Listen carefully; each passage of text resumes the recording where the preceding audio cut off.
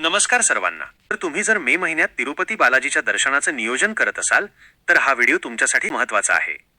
तिरुमला तिरुपती देवस्थानमच्या अधिकृत ॲप्लिकेशनवरून बुकिंग करण्यासाठी play स्टोअरवरून TT Devasthanam हे ॲप्लिकेशन डाउनलोड करून घ्यायचं आहे।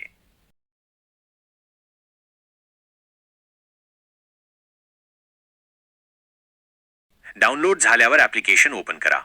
बघा, लगेच देवाचं सुंदर दर्शन झालं आहे। आता रजिस्टर्ड मोबाईल नंबर नमूद करा। आता OTP टाकून लॉग इन करून घ्या। जर पहिल्या वेळेस हे ॲप्लिकेशन वापरत असाल तर आता इथे आपली माहिती भरून प्रोफाइल पूर्ण करायची आहे।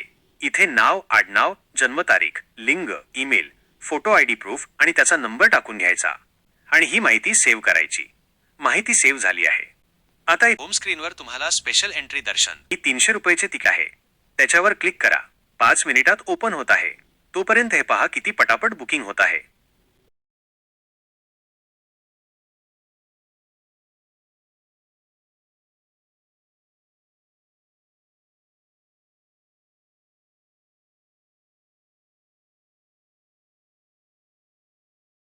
मी एप्रिल महिन्यासाठी बुकिंग केलं असल्याने इथे एप्रिल महिना दिसत आहे। हिरव्या रंगातील तारखा उपलब्ध आहेत, लाल रंगातील तारखा उपलब्ध नाहीत। निळा रंग दिसला तर तो कोटा अजून रिलीज झालेला नाही आणि पिवळा रंग दिसला तर लवकर माहिती भरा, तिकीट संपत आहेत असं समजा। आता जी पाहिजे ती तारीख निवडा। किती जणांसाठी ही तारीख हवी आहे ते निवडा। इथे दर्शनासाठी वेगवेगळे टाइम स्लॉट दिसत आहेत। त्या दिवशीच्या या 7 वेळापैकी जी वेळ हवी आहे ती निवडा। त्याच्या समोर त्या तारखेचे किती तिकीट शिल्लक आहेत ते दिसत आहे। इथे खाली ॲडिशनल सर्व्हिसेसमध्ये तुम्हाला लाडू बुक करायचे असतील किंवा हुंडीमध्ये काही दान करायचे असेल तर तेही करू शकता। ते पूर्णपणे ऑप्शनल आहे। इथे खाली दर्शनाविषयी नियम दिले आहेत, ते पूर्ण वाचा आणि मग पुढे जा। कंटिन्यू वर क्लिक करा। पुढे इथे पहा आपण भरलेली दर्शनाविषयी माहिती दिसत आहे।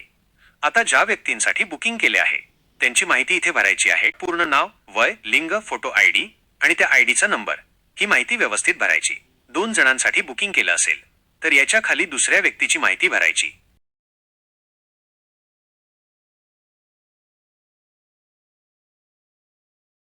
इथे त्याच्या खाली जनरल डिटेल्स भरायचे।